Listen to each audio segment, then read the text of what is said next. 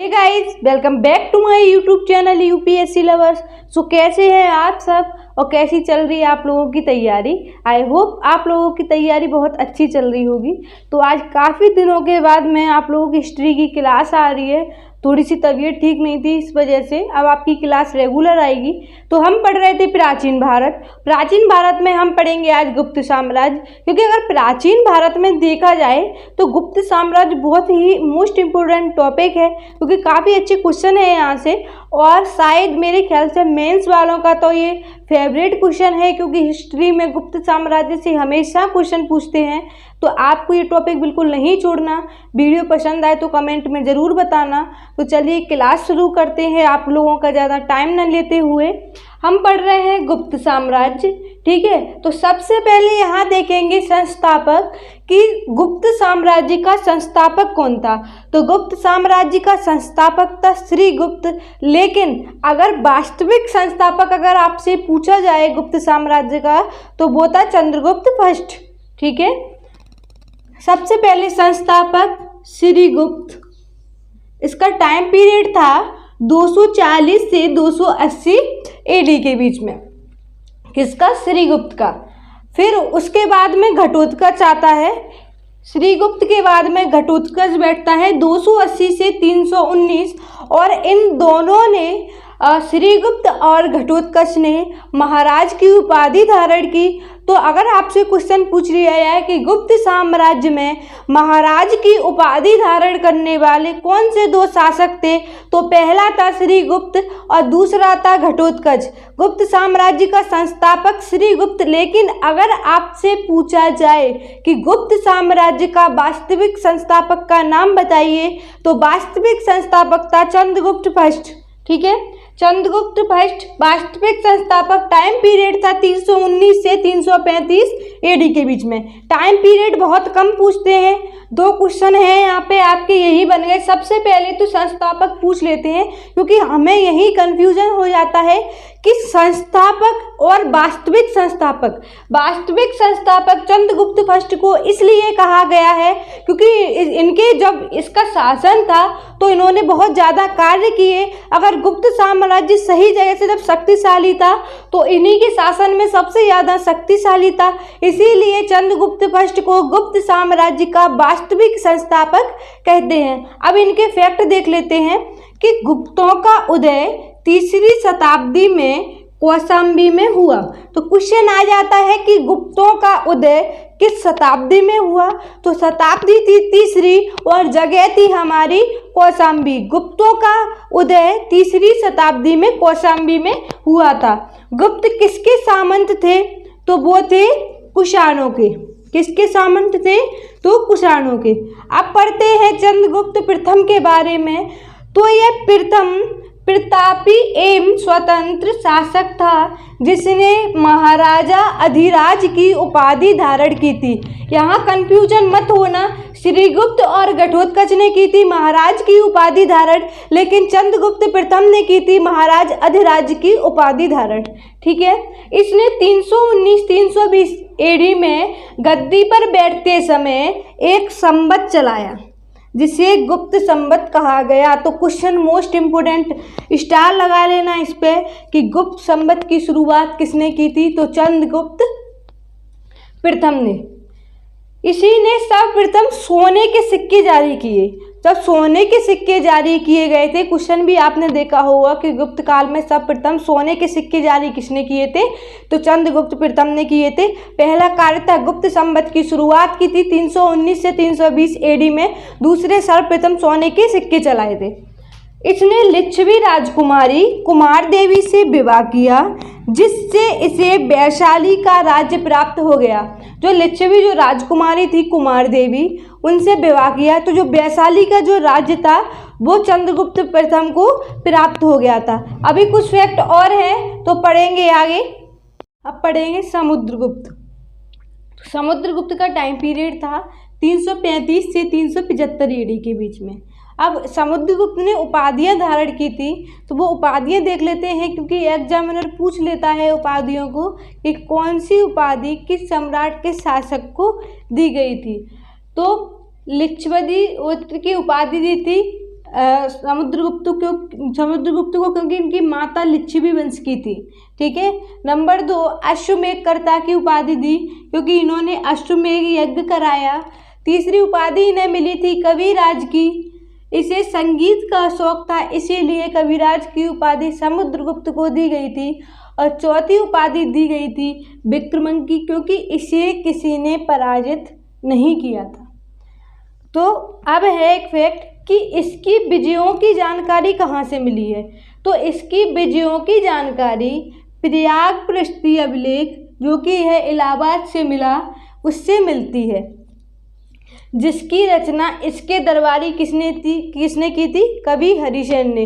तो यहाँ पे आपके 3 क्वेश्चन बने हैं। सबसे पहले कि समुद्रगुप्त की जो उपाधि थी उसकी जानकारी कहाँ से मिलती है, तो प्रयाग पृष्ठीय अभिलेख से। ये कहाँ से मिला, तो इलाहाबाद से। इसकी रचना किसने की थी, तो हरिसेन ने। ठीक है। इससे जानकारी यह मिलती है कि समुद्रगुप्त ने उत्तर भारत के 9 तथा दक्षिण भारत के 12 राज्यों को पराजित किया। किससे जानकारी मिलती है? प्रयाग पृष्ठीय अभिलेख से जानकारी मिली है कि समुद्रगुप्त ने उत्तर भारत के 9 तथा दक्षिण भारत के 12 राज्यों को पराजित किया। 12 राज्यों को पराजित किया था। ठीक है। उत्तर भारत में प्रत्यक्ष नियंत्रण 9 राज्य को पराजित की, 9 राज्यों के जो राजा थे उनको पराजित किया। दक्षिण भारत में अप्रत्यक्ष नियंत्रण था, 12 राज्यों के 12 राजाओं को पराजित किया था। ठीक है। यहाँ पे किसने किया था? समुद्रगुप्त ने। इतिहासकार विसेंट स्मिथ ने समुद्रगुप्त को भारत का नेपोलियन कहा है। किसने बोला है? विसेंट स्मिथ ने समुद्रगुप्त को भारत का नेपोलियन किसे कहा जाता है, तो समुद्रगुप्त को। समुद्रगुप्त ने 6 प्रकार की स्वर्ण मुद्राएं जारी की, जिसमें गरुड़ मुद्राएं जारी की सर्वाधिक। तो समुद्रगुप्त ने कितने प्रकार की मुद्राएं जारी की थी सोने की, तो 6, लेकिन जिनमें सर्वाधिक थी गरुड़ मुद्राएं। समुद्रगुप्त को सिक्कों में बीड़ा बजाते हुए दिखाया गया है। ये क्वेश्चन MPPSC में 6-7 बार पूछा चुका है कि समुद्रगुप्त को सिक्कों पे क्या बजाते हुए दिखाया गया है, तो बीड़ा बजाते हुए दिखाया गया है। अब पढ़ेंगे अगले शासक के बारे में। अब पढ़ेंगे रामगुप्त के बारे में। तो इसके बारे में जानकारी विशाखदत्त की देवी चंद्रगुप्तम पुस्तक से मिलती है। जो रामगुप्त थे उनकी जानकारी विशाखदत्त की जो पुस्तक थी देवी चंद्रगुप्तम, उससे मिलती है। इसी के समय शक शासक रुद्र सिंह III ने रामगुप्त पर आक्रमण किया और उसकी पत्नी जो रामगुप्त थे उनकी पत्नी का नाम था ध्रुव स्वामिनी से विवाह करने की शर्त रखी। किसने रखी? रुद्र सिंह III ने। मतलब रामगुप्त जो था उस पर आक्रमण किया, तो उसने जो ध्रुव स्वामिनी जो पत्नी थी रामगुप्त की, उससे विवाह करने की शर्त रखी थी कि अगर मैं युद्ध में जीत जाता हूँ तो मैं आपकी पत्नी से विवाह कर लूँगा। लेकिन रामगुप्त के भाई था चंद्रगुप्त II ने रुद्र सिंह की हत्या कर दी। ठीक है। रुद्र सिंह की हत्या कर दी थी क्योंकि उन्हें ये शर्त बिल्कुल नामंजूर हुई थी।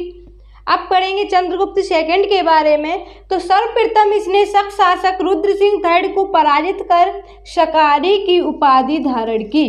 तो शकारी की उपाधि धारण करने वाला गुप्त साम्राज्य का शासक का नाम बताइए, तो वो था चंद्रगुप्त II। तथा इसने विक्रमादित्य की भी उपाधि धारण की।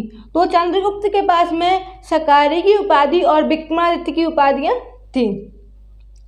शक विजय के उपलक्ष्य में सर्वप्रथम चंद्रगुप्त II ने चांदी के सिक्के जारी किए। तो क्वेश्चन आ जाता है कि किसकी विजय के उपलक्ष्य में चंद्रगुप्त II ने चांदी के सिक्के जारी किए। तो सब शक शासक जो थे उनसे जब युद्ध हुआ था तो इसकी विजय हुई थी। उस विजय के उपलक्ष्य में चंद्रगुप्त II ने चांदी के सिक्के जारी किए थे। चंद्रगुप्त II ने परम भागवत, देवगुप्त, विक्रमादित्य और शकारी जैसी उपाधियां धारण की थी। और चंद्रगुप्त II की 2 राजधानी थी। पहली थी पाटलिपुत्र और दूसरी थी उज्जैन। तो गुप्त साम्राज्य का ऐसा कौन सा वो शासक था जिसकी राजधानियां 2 थी?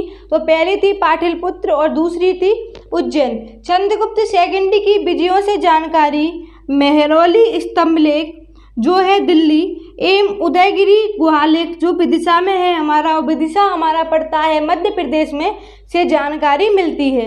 तो ये है मेहरौली स्तंभ लेक, ये है हमारा दिल्ली, और दूसरा उदयगिरी गुहालेख जो हमारा पड़ता है विदिशा में, और ये हमारा है दिल्ली में। तो गाइस अभी क्लास खत्म नहीं हुई, अब पढ़ेंगे आगे। चंद्रगुप्त सेकंड के शासनकाल में चीनी यात्री फायान प्रथम भारत आया, और प्रथम भारत आने वाला चीनी यात्री भी कौन था? फायान। किसके दरबार में आया था? तो चंद्रगुप्त सेकंड के शासन में आया था। भारत की यात्रा की इसने, और इसका यात्रा का विवरण फो क्यों की नाम से जाना जाता है, क्योंकि आपको पता है चीनियों के ऐसे ही नाम होते हैं। तो फायान की यात्रा का विवरण किस नाम से जाना जाता है? तो फो क्यों की। अब इसमें बता दूं इसमें क्या क्या है। तो इसने मध्य देश को ब्राह्मणों का देश कहा गया है, मध्य देश को ब्राह्मणों का देश, और यहाँ की जनता को सुखी और समृद्ध बताया। लेकिन इसकी पुस्तक में चंद्रगुप्त सेकंड का नाम नहीं मिला है। ठीक है, फायान ने चांडाल जाति का वर्णन अपनी पुस्तक में किया। इसके दरबार में 9 विद्वानों की सभा रहती थी जिन्हें नवरत्न कहा गया है। किसके दरबार में? चंद्रगुप्त सेकंड के दरबार में। अब है कालिदास। तो यह गुप्त काल के महान शासक थे। इन्हें भारत का शेक्सपियर कहते थे। किसे? कालिदास को। इनकी जो रचनाएं हैं जो इन्होंने लिखी थी वो मैं बता दूं। अभिज्ञान शाकुंतलम, विक्रमोर्वशीयम, मालिकम मित्रम, मेघदूतम, ऋतुसंहारम, कुमार संभवम, रघुवंशम। कालिदास की प्रसिद्धि का कारण था अभिज्ञान शाकुंतलम, जो बहुत प्रसिद्ध हुआ। और जो अभिज्ञान शाकुंतलम था इसमें राजा दुष्यंत और शकुंतला की प्रेम कहानी का वर्णन मिलता है। तो पढ़ते हैं गाइज आगे।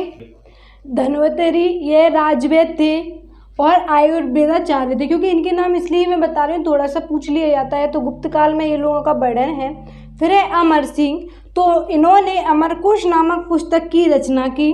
बरहामेर यह ज्योतिषाचार्य थे, और इन्होंने पंच सिद्धांतिका एवं ब्रह्म संहिता की रचना की। तो कौन कौन से नाम थे उनमें?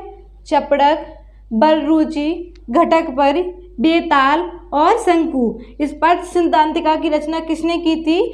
बरहामेर ने की थी। इसने सबसे ज़्यादा धनुर्धारी प्रकार के सिक्के चलवाए, जो सोने के सिक्के बने थे, और ये वैष्णव धर्म के अनुयायी थे। तो गाइज यहाँ पे हमारा गुप्त साम्राज्य का पार्ट 1 ख़त्म होता है। मैं इसलिए आपसे ज़्यादा नहीं पढ़ा रही हूँ यहाँ पे, क्योंकि यहाँ पे ऐसा हो जाएगा अगर मैं आपको ज़्यादा यहाँ पढ़ाऊँगी तो दिमाग के सब ऊपर से जाएगा। गुप्त साम्राज्य बड़ा है, तो अगली क्लास में आपका गुप्त साम्राज्य ख़त्म हो जाएगा। तो वीडियो पसंद आए तो चैनल को सब्सक्राइब जरूर करें, लाइक करें, कमेंट करें। मिलेंगे अगली वीडियो में। Thank you.